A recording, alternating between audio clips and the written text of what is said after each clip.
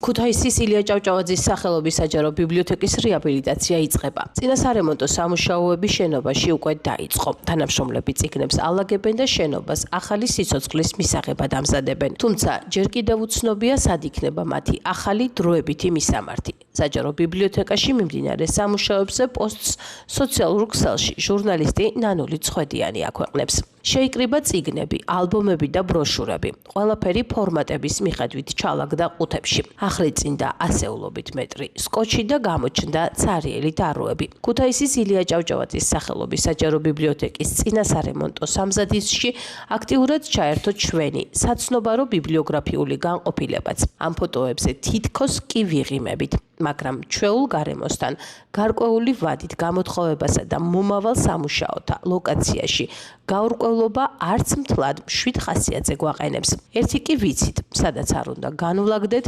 ბიბლიოგრაფიული განყოფილების ჯარისკაცები ინდუსტრიული ქუთაისის, სტალინელისა და ქუთაისის ძველთაძველ კომპლექტებსთან წავიღებთ და საძიებლების ტომეულებზე მუშაობას ძველებური მონდომებით გავშლით ახალ ფრონტზე. წერს სოციალურ ქსელში ჟურნალისტი ნანული წხვედიანი.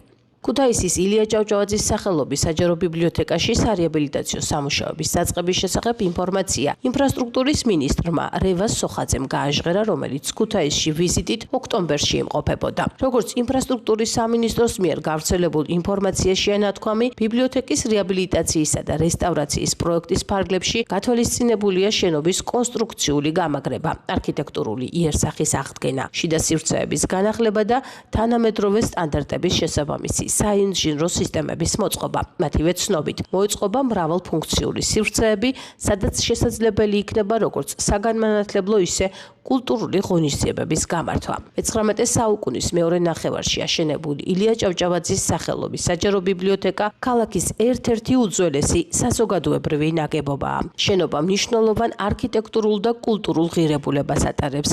ის იმ ეპოქის ქართული განვითარების ერთ-ერთი გამორჩეული ნიმუშია.